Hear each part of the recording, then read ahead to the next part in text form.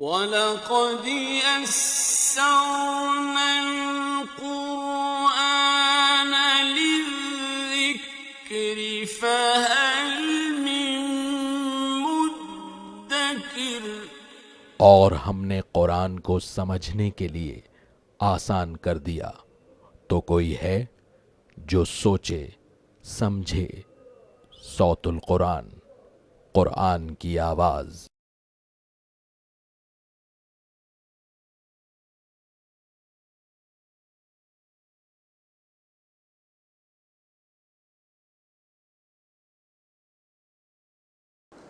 نحمده ونصلي على رسوله الكريم اما بعد فاعوذ بالله من الشيطان الرجيم بسم الله الرحمن الرحيم وإذ صرفنا إليك نفرا من الجن يستمعون القرآن فلما حضروه قالوا أنصتوا فلما قضي ولوا إلى قومهم منذرين۔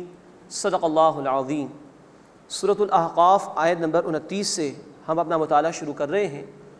یہ سورہ مبارکہ کا آخری رکوع چل رہا ہے، اور اب جنات کے حوالے سے ایک واقعے کو اللہ تعالیٰ نے بیان فرمایا ہے۔ ایک مرتبہ رسول اکرم صلی اللہ علیہ وسلم صحابہ کی جماعت کے ساتھ تشریف لے جا رہے تھے، اور راستے میں نخلہ کے مقام پر فجر کی نماز آپ صلی اللہ علیہ وسلم ادا کر رہے تھے۔ اس موقع پر جنات کی ایک جماعت وہاں آئی اور اس نے قرآن کو سنا۔ اس کا ذکر ہے جو اس مقام پر اللہ تعالیٰ نے فرمایا۔ گویا مشرکین کو بھی بتایا جا رہا ہے کہ ایک طرف تو تم انسان ہو، اشرف المخلوقات بنائے گئے، اور اللہ کی کتاب کا انکار کر رہے ہو، اور اب جنات کا ذکر کیا جا رہا ہے کہ جنہوں نے اللہ کے رسول صلی اللہ علیہ وسلم کی دعوت کو قبول کر لیا تھا، قرآن کی چند آیات انہوں نے سنی اور وہ ایمان لے آئے تھے۔ یہ ذکر قرآن اس مقام پر کر رہا ہے۔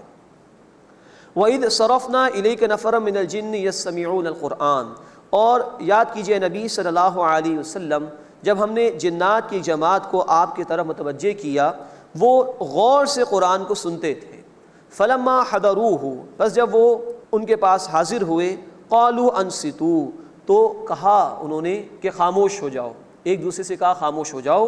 فلما قضی، بس جب نماز وہ قرآن کا پڑھنا مکمل ہو گیا، ولوا الی قومہم منذرین، تو وہ اپنی قوم کی طرف لوٹے خبردار کرتے ہوئے۔ اب پہلی بات جنات نے توجہ سے قرآن کو سنا اور ایک دوسرے سے کہا کہ خاموش ہو جاؤ تاکہ توجہ سے سن سکو۔ یہی قرآن حکیم کی تلاوت کے سننے کا ادب ہے۔ سورہ الاعراف آیت نمبر 204 میں ہمیں کہا گیا اذا قرئ القرآن فاستمعوا له وانصتوا لعلکم ترحمون، جب قرآن پڑھا جائے تو خاموش رہو اور توجہ سے سنو تاکہ تم پر رحم کیا جائے۔ تو جنات نے بھی ان آداب کا خیال رکھا، اور قرآن کا بیان یہ کہ جب وہ تلاوت مکمل ہو گئی قرآن حکیم کی، تو وہ لوٹے اس حال میں اپنی قوم کی طرف کہ وہ خبردار کرنے والے تھے۔ آگے قرآن ان کے الفاظ نقل کر رہا ہے۔ قالوا، انہوں نے کہا، یا قومنا، اے ہماری قوم، انا سمعنا کتابا انزل من بعد موسیٰ، بے شک ہم نے کتاب سنی ہے جو نازل کی گئی ہے موسیٰ علیہ السلام کے بعد، مصدقا لما بین یدیہ، یہ کتاب اپنے سے پہلے والی کتاب کی تصدیق کرتی ہے، یہدی الی الحق، حق کی طرف ہدایت کرتی ہے، وإلی طریق مستقیم، اور سیدھے راستے کی طرف ہدایت دیتی ہے۔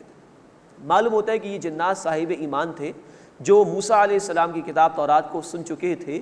اب یہ کہہ رہے ہیں کہ اب ایک اور کلام اللہ نے نازل فرمایا جو پچھلی کتاب انہیں تورات کی بھی تصدیق کرتا ہے۔ یا قومنا، اے ہماری قوم، اجیبوا داعی اللہ، اللہ کی طرف دعوت دینے والے کی پکار پر لبیک کہو، اسے قبول کرو، وآمنوا بہ، اور اس پر ایمان لاؤ، یغفر لکم من ذنوبکم، اللہ تمہارے گناہوں میں سے تمہیں بخش دے گا، وَيُجِرْكُم مِّنْ عَذَابٍ أَلِيمٍ، اور تمہیں دردناک عذاب سے بچا لے گا۔ وَمَن لَّا يُجِبْ دَاعِيَ اللَّهِ، اور جو اللہ کے پکارنے والے کی، اللہ کی طرف دعوت دینے والے کی بات کو قبول نہیں کرے گا، فَلَيْسَ بِمُعْجِزٍ فِي الْأَرْضِ، تو وہ زمین میں اللہ کو عاجز کرنے والا نہیں ہے، وَلَيْسَ لَهُ مِن دُونِهِ أَوْلِيَاءُ، اور اس اللہ کے سوا اس کے لیے کوئی حمایتی نہیں۔ أُولَٰئِكَ فِي ضَلَالٍ مُّبِينٍ، یہی لوگ کھلی گمراہی میں ہیں۔ اب یہ ہے جو قرآن نے کہا اس مقام پر کہ یہ جنات تھے، قرآن کی چند آیات سنی ہے انہوں نے نماز فجر میں رسول اکرم صلی اللہ علیہ وسلم کی زبان مبارک سے، لیکن عالم یہ ہے کہ قرآن کے داعی بن گئے اور اپنی قوم کے لوگوں کو خبردار کر رہے ہیں، قبول کر لو اس داعی حق کی دعوت کو تو اللہ تمہارے گناہوں کو بخش دے گا، اور اگر انکار کرو گے تو اللہ تمہیں ہلاک کر دے گا، عذاب سے دوچار کرے گا۔ ہمیں بھی سوچنا چاہیے، اللہ کی کتاب ہمارے سامنے موجود، ہم اللہ کی کتاب کو پڑھتے بھی ہیں، سنتے بھی ہیں، کسی درجے میں سمجھنے کی بھی کوشش کرتے ہیں. ہم کتنا تاثر لیتے ہیں اس کتاب سے، ہماری زندگی میں کتنی تبدیلی آ رہی ہے. یہاں چند آیات سنی ہیں جنات نے تو قرآن کے داعی بن گئے. امت کے لوگوں کو سوچنا چاہیے، پورا قرآن ہم سن لیتے ہیں، پڑھ لیتے ہیں، موجود ہے ہمارے پاس، ہمارے اندر کتنی تبدیلی آ رہی ہے. اللہ تعالی ہمیں قرآن کو تھامنے اور اس کے تقاضوں پر عمل کرنے کی توفیق عطا فرمائے، اور اللہ اس قرآن کی برکت سے ہماری انفرادی اور اجتماعی زندگیوں کو تبدیل فرمائے اور ہمیں اپنی اطاعت کا پابند بنا دے. اولم یروا، کیا انہوں نے دیکھا نہیں، ان اللہ الذی خلق السماوات والارض ولم یعی بخلقہن، کہ اللہ ہی ہے جس نے آسمانوں کو اور زمین کو پیدا فرمایا، ولم یعی بخلقہن، اور وہ ان کی تخلیق سے تھکا نہیں. یہ اصل میں بائبل میں بھی الزامات ہیں اور یہودیوں نے بھی کچھ الزامات لگائے. مثال کے طور پر اولڈ ٹیسٹمنٹ میں بک آف ایکسوڈس، کتاب خروج، اس کا چیپٹر نمبر 17 اور اس کی آیت نمبر 21 ہے. وہاں یہ ذکر ہے کہ اللہ نے 6 دنوں میں زمین و آسمان کو پیدا کیا اور پھر اللہ تعالیٰ نے 7ویں دن آرام کیا، معاذ اللہ.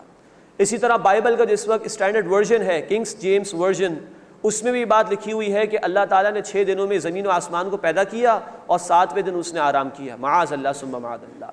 ولم یعی بخلقہن، اور اللہ ان کی تخلیق سے تھکا نہیں.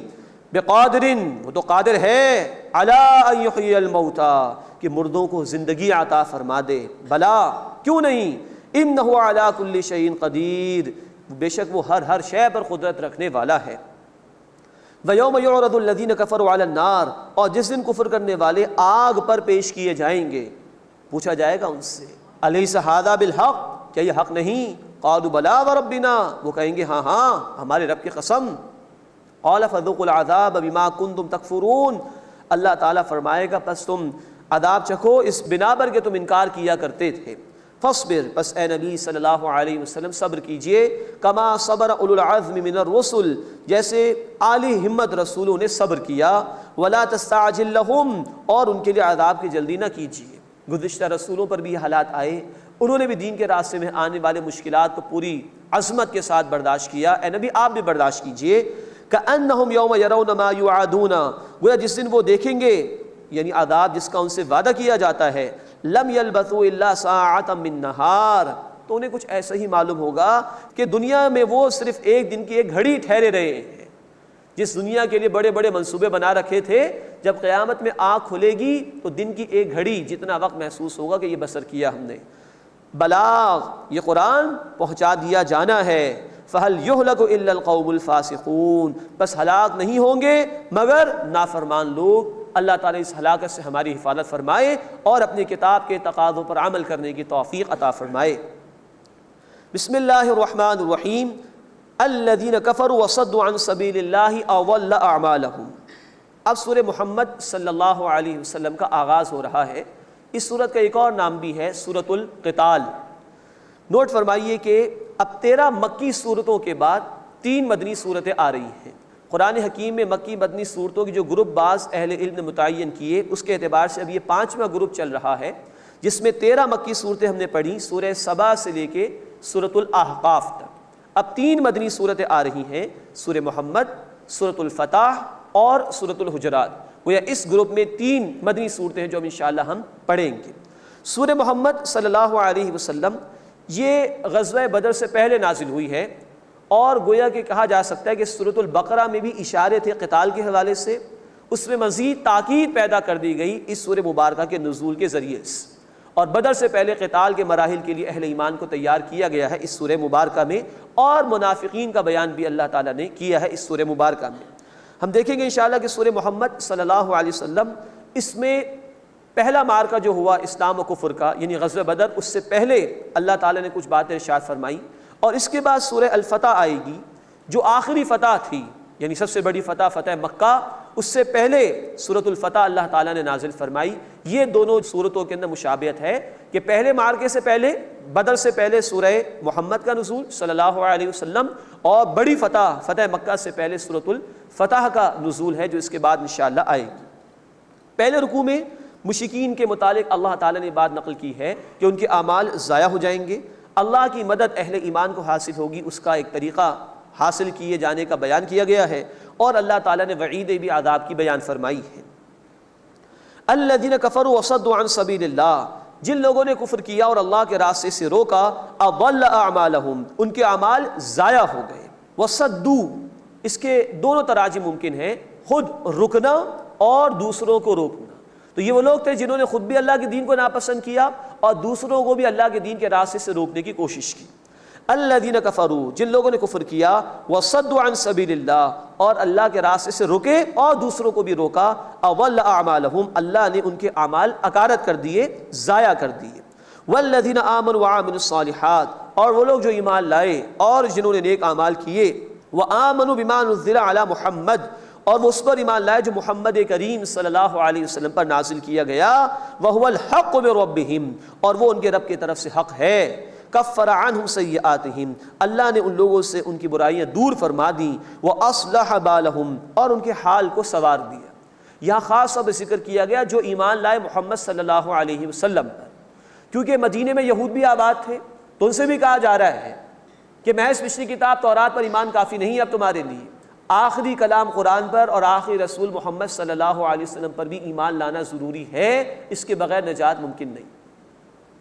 ذالک بأن الذین کفروا اتبعوا الباطل، یہ اس لیے کہ جن لوگوں نے کفر کیا انہوں نے باطل کی پیروی کی، وأن الذین آمنوا اتبعوا الحق من ربہم، اور جو لوگ ایمان لائے انہوں نے اپنے رب کی طرف سے حق کی پیروی کی۔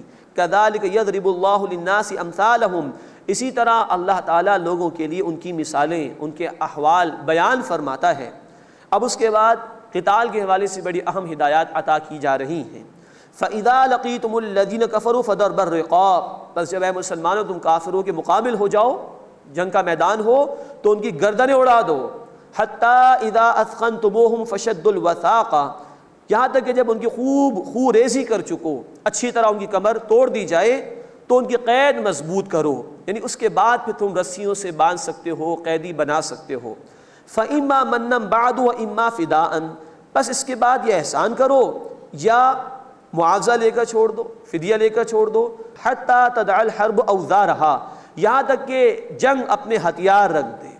مراد یہ کہ اچھی طرح ان کی گردنیں اڑاؤ، جب بھرپور طور پر یہ وار کا سلسلہ مکمل ہو جائے، ان کی طاقت پوری طرح ختم ہو جائے، اس کے بعد اجازت ہے کہ تم ان کو قیدی بنا سکتے ہو۔ سورہ الانفال آیت نمبر 67 میں ایک ذکر آیا تھا اس حوالے سے کہ بدر کے موقع پر رسول اکرم صلی اللہ علیہ وسلم نے 70 مشرکین جب مارے گئے تو اس کے بعد مشرکین میں سے بعض کو قید کرنے کی اجازت دے دی تھی۔ اس پر اللہ تعالیٰ کی طرف سے کچھ تنبیہ آئی تھی کہ اتنی جلدی قیدی نہیں بنانا چاہیے تھا۔ اللہ کے رسول صلی اللہ علیہ وسلم نے کچھ اپنی نرمی کی وجہ سے بھی اور اس آیت مبارکہ سے استفادہ کرتے ہوئے قید کرنے کی اجازت دے دی تھی۔ اللہ تعالیٰ نے یہ فرمایا تھا کہ حَتَّى تَدْعَ الْحَرْبُ أَوْزَارَهَا، یہاں تک کہ جنگ اپنے ہتھیار ڈال دے، وہ وار کا جو سلسلہ ہے وہ پورا ختم ہو جائے۔ اللہ کے رسول صلی اللہ علیہ وسلم نے اس کو بیٹل سمجھا، معرکہ سمجھا، آپ کے دل میں شفقت اور نرمی بہت زیادہ تھی۔ تو بدر کے معرکے کو آپ نے سمجھا کہ اب ان کا معاملہ ختم ہو جائے گا، تو آپ صلی اللہ علیہ وسلم نے قیدی بنانے کی اجازت دے دی تھی۔ تو اس آیت مبارکہ سے آپ صلی اللہ علیہ وسلم نے استفادہ کیا تھا، اور یہ ذکر آ چکا ہے سورۃ الانفال آیت نمبر 67 میں۔ ذالک، یہ ہے حکم اللہ کا، وَلَوْ يَشَاءُ اللَّهُ لَانتَصَرَ مِنْهُمْ، اور اگر اللہ چاہتا تو ان سے ضرور انتقام لیتا، وَلَٰكِن لِيَبْلُوَ بَعْضَكُمْ بِبَعْضٍ، لیکن اللہ تعالیٰ چاہتا ہے کہ تم میں سے بعض کو بعض کے ذریعے سے آزمائے۔ اللہ قادر ہے کہ ان سارے مخالفین کو ختم کر دیں، لیکن اللہ تعالیٰ اہل ایمان کی بھی آزمائش کرنا چاہتا ہے۔ وہ چاہتا ہے کہ بعض لوگوں کو شہادت کا رتبہ مل جائے، وہ چاہتا ہے کہ ان حالات کے ذریعے سے اہل ایمان کی تربیت ہو، وہ چاہتا ہے کہ ان حالات کے ذریعے سے کھرے اور کھوٹے کا فیصلہ کر دیا جائے۔ والذین قتلوا فی سبیل اللہ، اور جو لوگ اللہ کے راستے میں قتل کر دیے گئے یعنی شہید کر دیے گئے، فلن یضل اعمالہم، تو اللہ ہرگز ان کے اعمال ضائع نہیں کرے گا۔ سیہدیہم ویصلح بالہم، اللہ جلد انہیں ہدایت عطا فرمائے گا اور ان کے حال کو سنوار دے گا۔ وَيُدْخِلُهُمُ الْجَنَّةَ عَرَّفَهَا لَهُمْ، اور اللہ انہیں جنت میں داخل فرمائے گا، اس نے ان کی پہچان کرا دی ہے انہیں، یعنی جنت کی پہچان کرا دی ہے اللہ تعالیٰ نے اہل ایمان کو۔ ایک تو یہ کہ اللہ تعالیٰ نے اس کی نعمتیں بیان فرمائی، اور اللہ کے رسول صلی اللہ علیہ وسلم نے اس کی وضاحت فرمائی بخاری شریف کی حدیث میں کہ ایک جنتی جب جنت میں داخل ہوگا تو اپنے گھر کو جو کہ جنت میں ہوگا کہیں زیادہ جانتا ہوگا اس گھر کے مقابلے میں جو دنیا میں اس کو دیا گیا تھا۔ اس کو اللہ تعالیٰ فرما رہے ہیں کہ وَيُدْخِلُهُمُ الْجَنَّةَ، اللہ انہیں جنت میں داخل فرمائے گا، عَرَّفَهَا لَهُمْ، اللہ تعالیٰ نے انہیں اس کی پہچان کرا دی ہے، اس جنت میں اللہ اہل ایمان کو داخل فرمائے گا۔ اللہم انا نسألک الجنہ، اے اللہ ہم تجھ سے جنت کا سوال کرتے ہیں۔ یا ایھا الذین آمنوا، اے وہ لوگوں جو ایمان لائے ہو، ان تنصروا اللہ ینصرکم، اگر تم اللہ کی مدد کرو گے تو اللہ تمہاری مدد فرمائے گا، ویثبت اقدامکم، اور تمہارے قدموں کو مضبوطی عطا فرما دے گا۔ یہ بڑی عظیم آیت ہے قرآن حکیم کی، اللہ کی اس سنت کے حوالے سے کہ اگر اللہ کے نیک بندے اللہ کے دین کے لیے محنت کریں تو اللہ ان کی مدد فرمائے گا۔ دنیا کے معاملات اسباب کے تحت چلتے ہیں، انسان بیمار ہو جاتا ہے، شفا اللہ ہی دیتا ہے، لیکن اس کو دوائی کے لیے ڈاکٹر کے پاس جانا پڑتا ہے۔ ایسے ہی اسباب کے تحت اہل ایمان کو دین کے لیے جد و جہد کرنی ہے، دین غالب اللہ ہی کرے گا، کل طاقت اس کے پاس، لیکن عالم اسباب میں وہ اہل ایمان کو کہتے ہیں کہ یہ کام اگر تم کر رہے ہو تو گویا تم میری مدد کر رہے ہو۔ کتنا بڑا اعزاز ہے جو اللہ اہل ایمان کو دے رہا ہے۔ تو اللہ کی مدد ہے اس کے دین کے لیے محنت کرنا، جد و جہد کرنا۔ یہ تفصیل آئی ہے سورہ الصف آیت نمبر 14 میں کہ جب عیسیٰ علیہ السلام نے پکارا تھا کہ من انصاری اللہ، کون ہے میرا مددگار اللہ کی طرف، تو ان کے جو حواریین ساتھی تھے انہوں نے جواب دیا نحن انصار اللہ، ہم ہیں اللہ کے مددگار۔ تو رسول کی مدد اللہ کی مدد ہے، اور رسول کی مدد ہے دین کے کام میں، دین کی جد و جہد میں۔ تو فرمایا گیا کہ ان تنصروا اللہ ینصرکم، اگر تم اللہ کی مدد کرو گے اللہ تمہاری مدد فرمائے گا، ویثبت اقدامکم، اور تمہارے قدموں کو اللہ مضبوطی عطا فرما دے گا۔ آج ہم طرح طرح کے ظلم و ستم کا شکار ہیں، دنیا کے کسی بھی کونے میں ظلم ہو رہا ہے، مسلمان اس کا نشانہ ہے۔ بنیادی وجہ یہ کہ آج اللہ کی مدد ہمارے شامل حال نہیں ہے۔ اس کا واحد حل یہ ہے کہ ہم اللہ کے دین کی جد و جہد میں لگ جائیں تو اللہ کی مدد ہمارے شامل حال ہوگی، اور جب اللہ کی مدد ہمارے شامل حال ہو جائے گی تو کوئی ہمارا بال بھی بیکا نہیں کر سکے گا۔ قرآن نے کہا سورہ آل عمران آیت نمبر 160 ان ینصرکم اللہ فلا غالب لکم، اگر اللہ تمہاری مدد فرمائے کوئی تم پر غالب نہیں آ سکتا۔ وَإِن يَخْذُلْكُمْ فَمَنْ ذَا الَّذِي يَنصُرُكُم مِّن بَعْدِهِ، اور اگر وہ اپنی مدد کا ہاتھ تم پر سے کھینچ لے تو بتاؤ اس کے بعد کون ہے جو تمہاری مدد کرے گا۔ یہ آیت ہے ہمارے مسائل کا حل۔ آج ہم اللہ کے دین کو تھام لیں، اس کی دین کی جد و جہد میں لگ جائیں، اللہ کی مدد ہمارے شامل حال ہو جائے گی۔ اللہ اپنے دین کی جد و جہد میں ہمیں بھی اپنی جان اور اپنے مال اور اپنے اوقات اور اپنی صلاحیتوں کے ساتھ شریک ہونے کی توفیق عطا فرمائے۔ والذین کفروا، اور جن لوگوں نے کفر کیا، فتعسا لہم واضل اعمالہم، تو ان کے لیے تباہی ہے اور اللہ نے ان کے اعمال ضائع کر دیے۔ ذالک بانہم کرہوا ما انزل اللہ، یہ اس لیے کہ اللہ نے جو نازل کیا ان لوگوں نے اسے ناپسند کیا، قرآن کو ناپسند کیا ایسے لوگوں نے، فاحبط اعمالہم، تو اللہ نے ان کے اعمال ضائع کر دیے۔ افلم یسیروا فی الارض، کیا وہ زمین میں چلے پھرے نہیں، فینظروا کیف کان عاقبۃ الذین من قبلہم، کہ وہ دیکھ لیتے کہ کیسا انجام ہوا ان لوگوں کا جو ان سے پہلے تھے، دمر اللہ علیہم، اللہ نے ان کو تباہ کر دیا، وللکافرین امثالها، اور کافروں کے لیے انہی کی مانند سزا ہوگی۔ اب جو مخالفین ہیں وہ بھی کان کھول کر سن لیں، جو اللہ کے دین کی مخالفت کرے گا وہ برباد کر دیا جائے گا۔ ان الفاظ کے ذریعے سے ایک طرف مشرکین مکہ کو تنبیہ کی جا رہی ہے، ان کو سنایا جا رہا ہے کہ دیکھو اللہ کا عذاب آ رہا ہے، اور دوسری طرف اہل ایمان کو تسلی دی جا رہی ہے کہ مخالفین کسی بھی دور کے ہوں کبھی بھی اللہ کی پکڑ سے وہ بچے نہیں۔ ذالک بان اللہ مولی الذین آمنوا، یہ اس لیے کہ اللہ ان لوگوں کا کارساز ہے جو ایمان لائے، وان الکافرین لا مولی لہم، اور کفر کرنے والوں کے لیے کوئی کارساز نہیں ہے، ان کی پشت پناہی پر کوئی نہیں۔ اہل ایمان کے لیے موٹیویشن ہے، ترغیب ہے کہ ان کی پشت پناہی پر اللہ ہے، انہیں آگے بڑھ کر اللہ کے دین کے لیے محنت کرنی چاہیے۔ اس کے بعد اس سورہ مبارکہ کا دوسرا رکوع آ رہا ہے، اس میں اللہ کی نعمتوں کا ذکر ہے اور نیک اور برے لوگوں کا انجام بھی بیان کیا گیا ہے۔ ان اللہ یدخل الذین آمنوا وعملوا الصالحات جنات، بے شک اللہ تعالیٰ داخل فرمائے گا ان لوگوں کو جو ایمان لائے اور جنہوں نے نیک اعمال کیے، باغات میں، تجری من تحتها الانہار، جن کے نیچے نہریں جاری ہیں۔ والذین کفروا، اور جن لوگوں نے کفر کیا، یتمتعون ویأکلون، وہ فائدہ اٹھاتے ہیں اور کھاتے ہیں، کما تأکل الانعام، جیسے جانور کھاتے ہیں، والنار مثوی لہم، اور آگ ان کا ٹھکانہ ہے۔ جانور بھی کھاتے پیتے لیکن ان کی زندگی کا کوئی مقصد نہیں ہوتا اور اسے کوئی حساب کتاب کا معاملہ نہیں۔ انسان بھی اگر نرا حیوان بن جائے اور اسی حیوانی سطح پر زندگی بسر کرے کہ کھائے پیے اور دنیا ہی میں مگن رہے، تو گویا اس میں اور جانور میں کوئی فرق نہیں رہا۔ تو یہ جانوروں کا معاملہ ہے کہ ان کی زندگی کا کوئی اصول یا کوئی نسب العین نہیں ہوتا. انسان کو اللہ نے عقل و شعور عطا فرمایا کہ والذین کفروا، اور جن لوگوں نے کفر کیا، یتمتعون، وہ فائدہ اٹھاتے ہیں، ویأکلون، اور کھاتے ہیں، کما تأکل الانعام، جیسے جانور کھاتے ہیں، والنار مثوی لہم، اور آگ ان کا ٹھکانہ ہے. وکأی من قریۃ ہی اشد قوۃ من قریتک التی اخرجتک، اور بہت سی بستیاں ہیں وہ بہت ہی سخت تھیں قوت میں اے نبی صلی اللہ علیہ وسلم آپ کی بستی سے، جس کے رہنے والوں نے آپ کو نکال دیا. ان لوگوں نے آپ صلی اللہ علیہ وسلم کو ہجرت پر مجبور کیا تھا. اہلکناہم، ہم نے ان بستیوں کو ہلاک کیا. فلا ناصر لہم، تو ان کے لیے کوئی مدد کرنے والا نہ ہوا. مراد ہے جب وہ لوگ جو گزشتہ تھے ہلاک کر دیے گئے تو یہ لوگ بھی اللہ کی پکڑ سے بچ نہیں سکیں گے.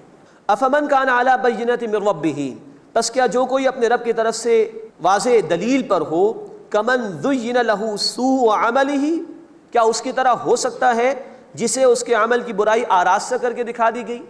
واتبعوا اہواءہم، اور انہوں نے اپنی خواہشات کی پیروی کی.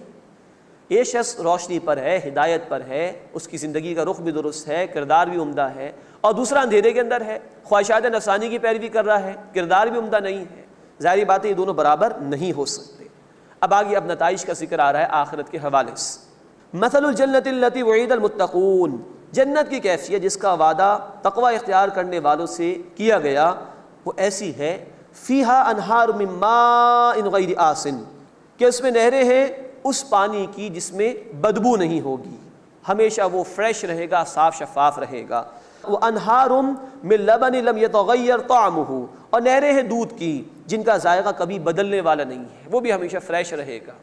وانہار من خمر لذۃ للشاربین، اور نہریں ہیں شراب کی جو پینے والوں کے لیے سراسر لذت ہوں گی، اس سے نہ کوئی چکر آئیں گے، نہ سر میں درد ہوگا، نہ انسان اول فول کہے گا، بلکہ بالکل پاکیزہ شراب دی جائے گی. وانہار من عسل مصفی، اور نہریں ہیں صاف کیے ہوئے شہد کی. وَلَهُمْ فِيهَا مِن كُلِّ الثَّمَرَاتِ، اور اس میں ان کے لیے ہر قسم کے پھل ہیں. وَمَغْفِرَةٌ مِّن رَّبِّهِمْ، اور ان کے رب کی بخشش بھی ہے. کمن ہوا خالد فی النار، کیا یہ شخص اس کی طرح ہو سکتا ہے جو ہمیشہ آگ میں رہنے والا ہے. وَسُقُوا مَاءً حَمِيمًا، اور انہیں گرم کھولتا ہوا پانی پلایا جائے گا. فَقَطَّعَ أَمْعَاءَهُمْ، جو ان کی آنتوں کو ٹکڑے ٹکڑے کر دے گا. وَمِنْهُمْ مَن يَسْتَمِعُ إِلَيْكَ، اور ان میں سے بعض ایسے ہیں جو آپ کی طرف کان لگا کر سنتے ہیں، دکھانے کے لیے لوگوں کو. حَتَّى إِذَا خَرَجُوا مِنْ عِنْدِكَ، یہاں تک کہ جب وہ آپ کے پاس سے نکلتے ہیں، قَالُوا لِلَّذِينَ أُوتُوا الْعِلْمَ مَاذَا قَالَ آنِفًا، تو وہ اہل علم سے کہتے ہیں کہ انہوں نے ابھی کیا کہا. یہ منافقین کی طرف اشارہ ہے کہ وہ نبی صلی اللہ علیہ وسلم کی مجالس میں آتے تھے، توجہ سے سنتے نہیں تھے، باہر نکلتے تھے تو دیگر مخلص صحابہ کرام سے پوچھتے تھے بھائی اللہ کے رسول صلی اللہ علیہ وسلم نے کیا کہا. تو ان کی اس روش کا بیان اس مقام پر ہوا. اولئک الذین طبع اللہ علی قلوبہم، یہ وہ لوگ ہیں کہ جن کے دلوں پر اللہ نے مہر لگا دی. واتبعوا اہواءہم، اور انہوں نے اپنی خواہشات کی پیروی کی. والذین اہتدوا زادہم ھدی وآتاہم تقواہم. اب یہ بڑی خوبصورت آیت ہے قرآن حکیم کی. اور جن لوگوں نے ہدایت اختیار کی اللہ نے انہیں مزید ہدایت عطا فرمائی اور انہیں ان کا تقوی بھی عطا فرمایا. یعنی بندہ پہلا قدم خود لے تو اللہ اسے تھام لیتا ہے اور آگے بڑھنے کی توفیق عطا فرماتا ہے.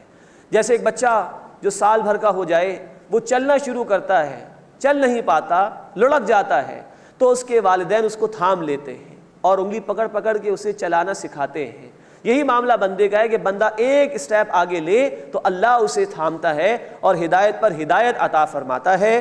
وَآتَاهُمْ تَقْوَاهُمْ، اور انہیں ان کا تقوی اختیار کیا، یعنی اللہ نے ان کو یہ جذبہ عطا فرما دیا کہ وہ اللہ کی نافرمانی سے بچنے والے ہو جائیں. فَهَلْ يَنظُرُونَ إِلَّا السَّاعَةَ، بس کیا وہ انتظار کر رہے ہیں قیامت کا، أَن تَأْتِيَهُمْ بَغْتَةً، کہ وہ ان پر اچانک آ جائے. فَقَدْ جَاءَ أَشْرَاطُهَا، تو اس کی علامات تو آ چکی. اللہ کے رسول صلی اللہ علیہ وسلم نے فرمایا، بخاری شریف اور مسلم شریف کی روایت ہے، بُعِثْتُ أَنَا وَالسَّاعَةُ كَهَاتَيْنِ، میں اور قیامت یوں بھیجے گئے ایک ساتھ ساتھ. تو آپ کا تشریف لے آنا ہی آخری رسول کی حیثیت میں قیامت کی ایک بہت بڑی علامت ہے. فَقَدْ جَاءَ أَشْرَاطُهَا، تو اس کی علامات تو آ چکی ہیں. فَأَنَّىٰ لَهُمْ إِذَا جَاءَتْهُمْ ذِكْرَاهُمْ، تو جب وہ ان کے پاس آ جائے گی تو انہیں نصیحت قبول کرنا کہاں فائدہ دے گا. فَعْلَمْ، بس جان لیجئے، أَنَّهُ لَا إِلَٰهَ إِلَّا هُوَ، کہ بے شک اس اللہ کے سوا کوئی معبود نہیں۔ وَاسْتَغْفِرْ لِذَنْبِكَ، اور اے نبی صلی اللہ علیہ وسلم اپنی خطاؤں کے لیے بخشش مانگیے۔ وَلِلْمُؤْمِنِينَ وَالْمُؤْمِنَاتِ، اور مومن مردوں اور عورتوں کے لیے بھی۔ وَاللَّهُ يَعْلَمُ مُتَقَلَّبَكُمْ وَمَثْوَاكُمْ، اور اللہ جانتا ہے لوگوں تمہارے چلنے پھرنے کو بھی اور تمہارے رہنے سہنے کے مقام کو بھی۔ تم عارضی طور پر کہاں ہوتے ہو، تمہارا مستقل ٹھکانہ کہاں ہے، اللہ خوب واقف ہے۔ اس کے بعد اس سورہ مبارکہ کا تیسرا رکوع شروع ہو رہا ہے۔ اس میں منافقین کے فرار اختیار کرنے کا ذکر ہے اور عذاب کی وعید بھی سنائی گئی ہے۔ وَيَقُولُ الَّذِينَ آمَنُوا لَوْلَا نُزِّلَتْ سُورَةٌ، اور جو لوگ ایمان لائے وہ کہتے ہیں کہ کوئی سورت کیوں نہیں اتار دی گئی۔ یہ اشارہ ہے منافقین کی طرف۔ منافقین بھی کیونکہ قانونی طور پر مسلمان ہوتے تھے، اس لیے خطاب یا ایھا الذین آمنوا کے الفاظ میں ہی ہوتا ہے قرآن حکیم میں، لیکن قرآن حکیم کا اسلوب بتا دیا کرتا ہے کہ یہ خطاب منافقین سے ہو رہا ہے جو ایمان کے جھوٹے دعوے دار ہیں۔ وَيَقُولُ الَّذِينَ آمَنُوا لَوْلَا نُزِّلَتْ سُورَةٌ، اور جو لوگ ایمان لائے وہ کہتے ہیں کہ کوئی سورت کیوں نہیں نازل کر دی گئی۔ مراد یہ ہے کہ اللہ کے رسول صلی اللہ علیہ وسلم کی طرف سے اب قتال کے مرحلے کا آغاز ہو رہا ہے، تو یہ لوگ کہہ رہے ہیں کوئی سورت ہی نازل ہو جائے۔ اللہ تعالیٰ کا آگے تبصرہ ہے فَإِذَا أُنزِلَتْ سُورَةٌ مُحْكَمَةٌ، تو جب کوئی صاف معانی والی واضح سورت اتاری جاتی ہے، وَذُكِرَ فِيهَا الْقِتَالُ، اور اس میں قتال یعنی جنگ کا ذکر کیا جاتا ہے، رَأَيْتَ الَّذِينَ فِي قُلُوبِهِم مَرَضٌ، تو اے نبی صلی اللہ علیہ وسلم آپ دیکھیں گے ان لوگوں کو کہ جن کے دلوں میں مرض یعنی نفاق کی بیماری ہے، يَنظُرُونَ إِلَيْكَ نَظَرَ الْمَغْشِيِّ عَلَيْهِ مِنَ الْمَوْتِ، کہ وہ آپ صلی اللہ علیہ وسلم کی طرف اس طرح دیکھتے ہیں جیسے کہ اس شخص کا دیکھنا کہ جس پر بے ہوشی طاری ہو گئی ہو موت کی، گویا ان کو اپنی موت نظر آ رہی ہے۔ اور اسی سورہ محمد صلی اللہ علیہ وسلم کے متصل غزوہ بدر سے پہلے سورۃ البقرہ کا نزول ہو چکا، اس میں قتال کی آیات آ چکی ہیں۔ یہ خامخواہ اس طرح کی باتیں کر رہے ہیں صرف جان چھڑانے کے لیے اور قتال کے مراحل سے فرار اختیار کرنے کے لیے۔ فَأَوْلَىٰ لَهُمْ، تو ہلاکت ہے ان کے لیے۔ طاعۃ وقول معروف، اطاعت کرنا اور عمدہ بات کہنا یہ پسندیدہ اور مطلوب ہے۔ جیسے اور صحابہ کرام رضی اللہ تعالی عنہم اجمعین، انہوں نے کہا سورہ البقرہ آیت 25 میں الفاظ آ چکے، وقالوا سمعنا واطعنا، انہوں نے کہا ہم نے سنا اور ہم نے مانا۔ تو تم بھی سن چکے ہو، سورۃ البقرہ میں ذکر آ چکا۔ پھر نبی صلی اللہ علیہ وسلم نے مدینے میں آنے کے بعد غزوہ بدر سے پہلے 8 مہمیں روانہ فرمائی تھیں، دستے روانہ فرمائے تھے مشرکین کے راستوں کو بلاک کرنے کے لیے۔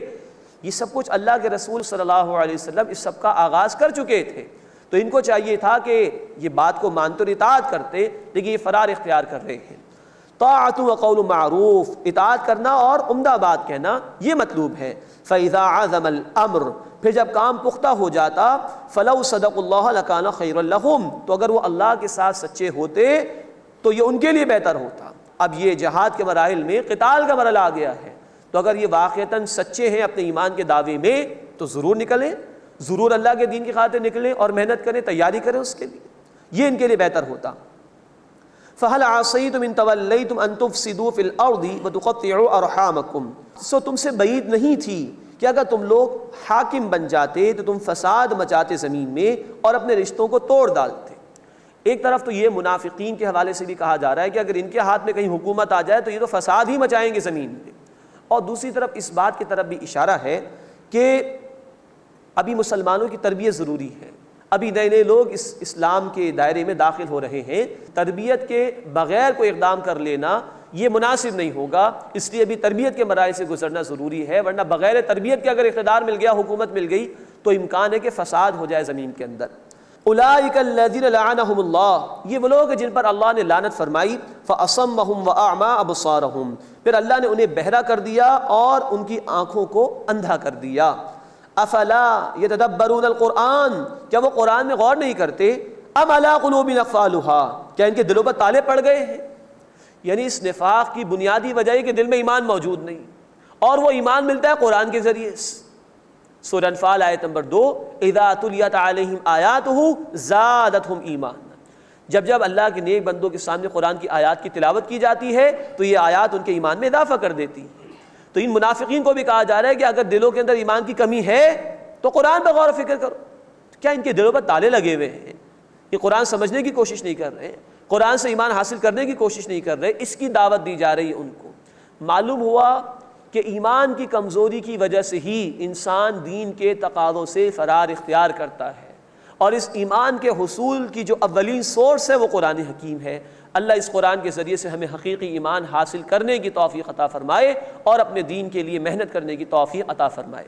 ان الذین ارتدوا علی ادبارہم من بعد ما تبین لهم الہدی، بے شک جو لوگ اپنی پیٹھ پھیر کر پلٹ گئے اس کے بعد کہ ان کے لیے ہدایت واضح ہو گئی، الشیطان سول لهم، شیطان نے ان کے لیے آراستہ کر کے دکھا دیا، ان کی برائیوں کو شیطان نے بڑا مزین کر دیا ان کے لیے، وَأَمْلَى لَهُمْ، اور انہیں امیدیں دلائیں شیطان نے، ذَلِكَ بِأَنَّهُمْ قَالُوا لِلَّذِينَ كَرِهُوا مَا نَزَّلَ اللَّهُ، یہ اس لیے کہ انہوں نے ان لوگوں سے کہا جنہوں نے اس کو ناپسند کیا جو اللہ نے نازل کیا، اشارہ یہود کی طرف ہے۔ یہ منافقین تعلقات قائم رکھے ہوئے تھے مدینے کے یہودیوں سے، اور ان کو اپنی وفاداری کی امیدیں دلایا کرتے تھے، وعدے دیا کرتے تھے۔ تو ناپسند کرنے والے اللہ کے کلام کو یہود ہیں، ان سے یہ منافقین کہتے تھے سنطیعکم فی بعض الامر، ہم ان قریب تمہارا کہنا مان لیں گے بعض باتوں میں، واللہ یعلم اسرارہم، اور اللہ ان کی خفیہ باتوں کو خوب جانتا ہے۔ فکیف اذا توفتہم الملائکۃ یضربون وجوہہم وادبارہم، تو بس کیا حال ہوگا یا فرشتے ان کی روح قبض کریں گے، مارتے ہوں گے ان کے چہروں اور ان کی پیٹھوں پر۔ ذالک بانہم اتبعوا ما اسخط اللہ، یہ اس لیے کہ انہوں نے اس کی پیروی کی جس نے اللہ کو ناراض کر دیا، وَكَرِهُوا رِضْوَانَهُ، اور انہوں نے اللہ کی رضا کو ناپسند کیا، فَأَحْبَطَ أَعْمَالَهُمْ، تو اللہ نے ان کے اعمال ضائع کر دیے۔ یہ منافقین کا بیان کہ انہوں نے یہود کو پسند کیا، ان کی پیروی کی اور اللہ کی ناراضگی کو مول لیا، اللہ کی رضا کو پسند نہیں کیا، تو اللہ نے ان کے اعمال کو ضائع فرما دیا۔ اب اس کے بعد اس سورہ مبارکہ کا چوتھا رکوع آ رہا ہے، اس میں منافقین کے طرز عمل پر نکیر کی گئی ہے اور دنیا کی محبت کی نفی کی گئی ہے۔ ام حسب الذین فی قلوبہم مرض، کیا وہ لوگ جن کے دلوں میں مرض ہے یعنی نفاق کی بیماری، انہوں نے گمان کر لیا ہے اللہ یخرج اللہ اضغانہم، کہ اللہ تعالیٰ ہرگز ان کے کینوں کو ظاہر نہیں فرمائے گا، کیا یہ سمجھ رہے ہیں کہ اللہ کی پکڑ نہیں ہوگی ان پر؟ وَلَوْ نَشَاءُ لَأَرَيْنَاكَهُمْ فَلَعَرَفْتَهُمْ بِسِيمَاهُمْ، اور اگر ہم چاہیں تو اے نبی صلی اللہ علیہ وسلم آپ انہیں ان کے چہروں سے پہچان لیں گے، وَلَتَعْرِفَنَّهُمْ فِي لَحْنِ الْقَوْلِ، اور آپ ضرور انہیں ان کے طرز کلام سے پہچان لیں گے۔ اس لیے کہ جو حقیقی مومن ہوتا ہے وہ باتیں کم کرتا ہے، عمل زیادہ کرتا ہے، اور جو ایمان کے جھوٹے دعوے دار ہوتے ہیں وہ باتیں زیادہ کرتے ہیں، عمل نہیں کرتے۔ تو اے نبی آپ ان کو ان کے طرز عمل سے ہی پہچان لیں گے، ان کی گفتگو سے پہچان لیں گے۔ واللہ یعلم اعمالکم، اور اللہ تمہارے اعمال کو جانتا ہے۔ وَلَنَبْلُوَنَّكُمْ حَتَّى نَعْلَمَ الْمُجَاهِدِينَ مِنْكُمْ وَالصَّابِرِينَ، اور ہم ضرور تمہاری آزمائش کریں گے یہاں تک کہ ہم ظاہر کر دیں کون ہے تم میں سے جہاد کرنے والے اور صبر کرنے والے۔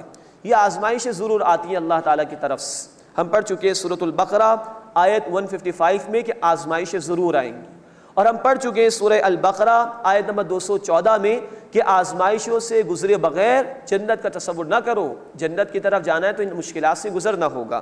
وَلَنَبْلُوَنَّكُمْ حَتَّى نَعْلَمَ الْمُجَاهِدِينَ مِنْكُمْ وَالصَّابِرِينَ، اور ہم ضرور تمہاری آزمائش کریں گے یہاں تک کہ ہم ظاہر کر دیں کہ کون ہے تم میں سے جہاد کرنے والے اور صبر کرنے والے۔ وَنَبْلُوَ أَخْبَارَكُمْ، اور ہم تمہارے حالات کی جانچ پڑتال کریں گے۔ ان الذین کفروا وصدوا عن سبیل اللہ، بے شک جن لوگوں نے کفر کیا اور اللہ کے راستے سے روکا، وشاقوا الرسول، اور انہوں نے رسول صلی اللہ علیہ وسلم کی مخالفت کی، من بعد ما تبین لهم الہدی، اس کے بعد کہ جب کہ ان پر ہدایت واضح ہو گئی، لن یضروا اللہ شیئا، وہ اللہ کا ہرگز کچھ بھی بگاڑ نہیں سکیں گے، وسیحبط اعمالهم، اور جلد اللہ ان کے اعمال کو ضائع کر دے گا۔ یا ایھا الذین آمنوا، اے وہ لوگوں جو ایمان لائے ہو، اطیعوا اللہ واطیعوا الرسول، اطاعت کرو اللہ تعالیٰ کی اور اطاعت کرو رسول اللہ صلی اللہ علیہ وسلم کی، ولا تبطلوا اعمالکم، اور اپنے اعمال کو ضائع نہ کرو۔ یہاں بتایا جا رہا ہے کہ اگر ہمارے اعمال اللہ کے حکم کے مطابق نہ ہو اور رسول اللہ صلی اللہ علیہ وسلم کے طریقے کے مطابق نہ ہو تو یہ اعمال ضائع ہو جائیں گے۔ کوئی عمل بھی انسان کر رہا ہو، نیکی ہی کیوں نہ ہو، یہ دیکھنا لازمی ہے کہ اللہ کا حکم اور اس کے حبیب صلی اللہ علیہ وسلم کا طریقہ کیا ہے۔ ان الذین کفروا وصدوا عن سبیل اللہ، بے شک وہ لوگ جنہوں نے کفر کیا اور اللہ کے راستے سے خود بھی روکے اور دوسروں کو بھی روکا، ثم ماتوا وهم کفار، پھر وہ مر گئے اس حال میں کہ وہ کافر تھے، فلن یغفر اللہ لهم، بس اللہ ہرگز انہیں معاف نہیں فرمائے گا۔ فلا تہنوا، بس اے مسلمانوں تم سستی نہ کرو، وَتَدْعُوا إِلَى السَّلْمِ اور تم خود صلح کی طرف نہ بلاؤ، وَأَنْتُمُ الْأَعْلَوْنَ اور تم ہی غالب رہو گے، وَاللَّهُ مَعَكُمْ اور اللہ تمہارے ساتھ ہے، وَلَن يَتِرَكُمْ أَعْمَالَكُمْ اور ہرگز تمہارے اعمال میں کمی نہیں کرے گا۔ اب یہاں مسلمانوں کو موٹیویٹ کیا جا رہا ہے۔ یہ سورہ مبارکہ غزوہ بدر سے پہلے نازل ہوئی، جس میں موٹیویٹ کیا گیا اہل ایمان کو، تو کہا تم کمزوری نہ دکھاؤ اور خود جھک کر صلح نہ کرو۔ صلح بھی پسندیدہ ہے ہمارے دین میں، لیکن ایسی صلح نہیں کہ دشمن تمہیں بڑا ہی کمزور سمجھ کے یہ محسوس کرے کہ ہم ان کے اوپر غالب آ گئے ہیں۔ ایسی صلح نہ کرو اور اللہ پر بلیو رکھو، اللہ پر یقین رکھو، وَأَنْتُمُ الْأَعْلَوْنَ تم غالب رہو گے۔ لیکن قرآن نے کہا ہے سورہ آل عمران آیت 139 میں وَأَنْتُمُ الْأَعْلَوْنَ إِن كُنتُم مُؤْمِنِينَ اور تم غالب رہو گے اگر تم ایمان والے ہو گے، ایمان کے تقاضے پورے کر رہے ہو تو غالب رہو گے، اللہ کی مدد شامل حال ہوگی۔ اللہ ہمیں حقیقی ایمان عطا فرمائے اور اس کے بعد اللہ ہمیں اپنے دین کی جد و جہد کی توفیق عطا فرمائے۔ واللہ معکم اور اللہ تمہارے ساتھ ہے، ولن یترکم اعمالکم اور وہ ہرگز تمہارے اعمال میں کمی نہیں کرے گا۔ انما الحیات الدنیا لعب ولہو بے شک دنیا کی زندگی کھیل اور تماشا ہے، یہ گزر جائے گی، عارضی زندگی ہے۔ وَإِن تُؤْمِنُوا اور اگر تم ایمان لاؤ، وَتَتَّقُوا اور تقوی اختیار کرو، یؤتکم اجورکم اللہ تمہیں تمہارے اجر عطا فرمائے گا، ولا یسألکم اموالکم اور تم سے تمہارے تمام مال طلب نہیں کرے گا۔ کچھ کا وہ مطالبہ کرتا ہے کہ اس کے راستے میں لگاؤ، اس کے دین کے لیے لگاؤ، سب کا نہیں۔ ان یسألکموہا فیحفکم اگر وہ تم سے تمہارے سارے مال طلب کر لے اور اصرار کرے تبخلوا تو تم بخل کرو گے، کنجوسی کرو گے۔ سب کا مطالبہ نہیں کیا اس نے۔ ویخرج ادغان ظاہر فرما دے گا تمہاری کھوٹ کو، جو کچھ تمہارے دلوں میں کوئی کینہ ہوگا، کوئی کھوٹ ہوگی، اللہ اس کو ظاہر فرما دے گا۔ تو اس مال کے مطالبات کے ذریعے سے بھی اللہ آزمائش کرتا ہے کہ آیا اس بندے کے دل میں اللہ اور اس کے دین کی محبت ہے یا یہ مال کو محبوب بنا کر بیٹھا ہوا ہے۔ ہا انتم ہؤلاء تدعون لتنفقوا فی سبیل اللہ یہ تم ہی تو ہو کہ تمہیں پکارا جاتا ہے کہ تم اللہ کے راستے میں خرچ کرو۔ فَمِنْكُمْ مَنْ يَبْخَلْ پھر تم میں سے کوئی ایسا ہے جو کنجوسی کرتا ہے، وَمَنْ يَبْخَلْ اور جو کنجوسی کرتا ہے فَإِنَّمَا يَبْخَلُ عَنْ نَفْسِهِ تو بے شک وہ اپنے ہی خلاف کنجوسی کرتا ہے، اس کا وبال اسی پر جائے گا۔ وَاللَّهُ الْغَنِيُّ اور اللہ بے نیاز ہے، وَأَنْتُمُ الْفُقَرَاءُ اور تم فقیر ہو، تم محتاج ہو۔ وَإِن تَتَوَلَّوْا اور اگر تم روگردانی کرو گے، تم پیٹ پھیرو گے، یستبدل قوما غیرکم اللہ تمہاری جگہ بدل کر کسی اور قوم کو لے آئے گا، ثم لا یکونوا امثالکم پھر وہ تمہارے جیسے نہیں ہوں گے۔ اب یہ منافقین کے حوالے سے بھی بڑا سخت کلام آ گیا اللہ کی طرف سے، تم قبول نہیں کرو گے اللہ کسی اور کو لے آئے گا۔ جیسا کہ اللہ تعالیٰ نے صحابہ اکرام رضی اللہ تعالیٰ عنہم اجمعین کو اس مقدس فریضے کی ادائیگی کے لیے قبول فرما لیا، اور انہوں نے اللہ کے حبیب صلی اللہ علیہ وسلم کے ساتھ اللہ کے راستے میں جنگ بھی کی، محنت کی اپنی جان اور اپنے مال کے ساتھ۔ تو اللہ کسی کا محتاج نہیں ہے، محتاج تو انسان ہے۔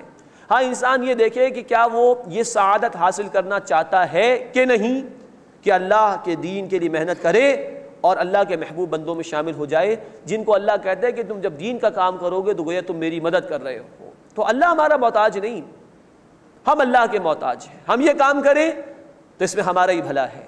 اللہ ہمیں توفیق عطا فرمائے کہ ہم اس کے حبیب صلی اللہ علیہ وسلم کے نقش قدم کی پیروی کرتے ہوئے اپنی جان اور اپنے مال سے اللہ کے راستے میں جہاد کریں، محنت کریں اور اس کے دین کو سربلند کرنے کے لیے جد و جہد کریں۔ بسم اللہ الرحمن الرحیم انا فتحنا لک فتحا مبینا اب سورۃ الفتح کا آغاز ہو رہا ہے۔ سن 6 ہجری میں نبی اکرم صلی اللہ علیہ وسلم عمرے کے لیے تشریف لے گئے تھے۔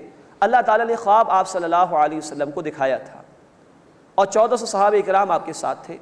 جب آپ تشریف لے گئے تو ایک مقام پر مشرکین نے روک لیا اہل ایمان کو، حدیبیہ کا مقام تھا، اور وہاں پہ مسلمانوں اور مشرکین کے درمیان ایک صلح ہوئی۔ صلح اس معنی میں کہ مشرکین نے مسلمانوں کو ایک طاقت تسلیم کر لیا اور یہ طے ہوا کہ 10 سال تک امن رہے گا، کوئی جنگ نہیں ہوگی۔ مسلمان اس سال چلے جائیں سن 6 ہجری میں، اگلے سال آئیں اور عمرہ ادا کر لیں۔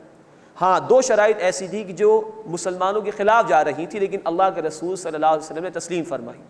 انہوں نے کہا کہ اگر مدینے سے کوئی مسلمان مکے آ جائے گا ہم اس کو واپس نہیں کریں گے، لیکن مکے سے کوئی اگر مسلمان ہو کر آپ کے پاس آئے گا مدینے میں تو آپ واپس کریں گے۔ تو بظاہر بڑی دب کر یہ صلح تھی۔ بعض صحابہ کرام جن میں ابوبکر صدیق اور عمر فاروق رضی اللہ تعالی عنہما بھی شامل تھے، کہا کہ اللہ کے رسول اتنی دب کر صلح کر رہے ہیں۔ اللہ کے رسول نے کہا کہ یہ اللہ کی طرف سے ہے اور اسی صلح حدیبیہ کو اللہ تعالیٰ نے اس سورہ مبارکہ کی پہلی آیت میں فتح مبین قرار دیا۔ 1.5 برس تقریباً نبی صلی اللہ علیہ وسلم کو ملا جس میں کوئی جنگ نہیں ہوئی۔ آپ صلی اللہ علیہ وسلم نے اسی دور میں مدینے سے باہر کے دیگر علاقوں کے اندر خطوط روانہ کیے، وفود روانہ کیے، اور بہت بڑے لیول پر مسلمانوں کو اپنی دعوت کو عام کرنے کا موقع ملا۔ 1400 صحابہ تھے سن 6 ہجری میں حدیبیہ کے موقع پر، اور 8 ہجری میں مکہ فتح ہوا۔ 10,000 کا لشکر رسول اللہ صلی اللہ علیہ وسلم کے ساتھ تھا۔ اتنی تیزی کے ساتھ قبول اسلام میں اضافہ ہوا۔ یہ برکات تھی اس صلح حدیبیہ کی جسے اللہ تعالیٰ نے فتح مبین قرار دیا ہے۔ پہلے رکوع میں انشاءاللہ تعالیٰ ہم دیکھیں گے کہ اس فتح مبین کا ذکر ہے، اللہ کی مدد آنے کا ذکر بھی ہے، اور بیعت رضوان ہوئی تھی اس کا ذکر بھی ہے کہ مسلمانوں کی طرف سے نبی صلی اللہ علیہ وسلم نے حضرت عثمان رضی اللہ تعالیٰ عنہ کو بھیجا تھا کہ وہ جائیں اور مشرکین سے گفت و شنید کریں۔ ان کو روک لیا گیا اور یہ افواہ پھیلا دی گئی کہ عثمان رضی اللہ تعالیٰ عنہ شہید کر دیے گئے۔ اللہ کے رسول صلی اللہ علیہ وسلم نے 1400 صحابہ کرام سے بیعت لی کہ ہم عثمان کے قتل کا بدلہ لیں گے۔ یہ بیعت رضوان کہلاتی ہے۔ اس رکوع میں انشاءاللہ اس کا ذکر بھی آئے گا۔ اِنَّا فَتَحْنَا لَكَ فَتْحًا مُبِينًا، بے شک اے نبی صلی اللہ علیہ وسلم ہم نے آپ کو واضح فتح عطا فرمائی۔ لِيَغْفِرَ لَكَ اللَّهُ مَا تَقَدَّمَ مِن ذَنبِكَ وَمَا تَأَخَّرَ، تاکہ اللہ تعالیٰ آپ کی اگلی پچھلی خطاؤں کو معاف فرما دے۔ وَيُتِمَّ نِعْمَتَهُ عَلَيْكَ، اور تاکہ آپ صلی اللہ علیہ وسلم پر اللہ اپنی نعمت مکمل فرما دے۔ وَيَهْدِيَكَ صِرَاطًا مُسْتَقِيمًا، اور اللہ تعالیٰ آپ کو کامیابی کے ساتھ سیدھے راستے پر لے جائے۔ یہاں اللہ کے رسول صلی اللہ علیہ وسلم کی خطاؤں کی معافی کا اعلان ہے۔ اللہ کے رسول صلی اللہ علیہ وسلم اور دیگر تمام انبیاء اللہ کی خاص نگرانی میں ہوتے تھے، ان سے گناہ کا تو سوال ہی پیدا نہیں ہوتا کہ ہو جائے۔ ہاں، ان کے مقام بلند کے اعتبار سے وہ کبھی محسوس کرتے تھے کہ اللہ سے تعلق میں کچھ کمی آ گئی ہے، تو وہ اپنے بلند مقام کے اعتبار سے محسوس کرتے تھے کہ ہم سے خطا ہو گئی ہے، اس پر وہ اللہ سے استغفار کرتے تھے۔ مزید ان الفاظ میں تو شان بیان ہو رہی ہے اللہ کے رسول صلی اللہ علیہ وسلم کی، آپ اے نبی کچھ بھی کر لیں، اللہ نے معاف فرما دیا آپ صلی اللہ علیہ وسلم کو۔ اور پھر امت کے لیے یہ تلقین ہے کہ جب اللہ کے حبیب صلی اللہ علیہ وسلم اتنی استغفار کرتے تھے تو امت کو کتنی بخشش مانگنی چاہیے، کتنا استغفار کا اہتمام کرنا چاہیے اللہ کے حضور میں۔ وَيَنْصُرَكَ اللَّهُ نَصْرًا عَزِيزًا، اور اللہ تعالیٰ آپ کو زبردست نصرت عطا فرمائے۔ هُوَ الَّذِي أَنزَلَ السَّكِينَةَ فِي قُلُوبِ الْمُؤْمِنِينَ، وہی اللہ ہے جس نے اہل ایمان کے دلوں میں تسلی نازل فرمائی، اطمینان عطا فرمایا۔ لِيَزْدَادُوا إِيمَانًا مَعَ إِيمَانِهِمْ، تاکہ وہ بڑھ جائیں اپنے ایمان میں ایمان کے ساتھ، ان کے ایمان میں اور اضافہ ہو جائے۔ وَلِلَّهِ جُنُودُ السَّمَاوَاتِ وَالْأَرْضِ، اور اللہ ہی کے لیے ہے لشکر آسمانوں اور زمین کے۔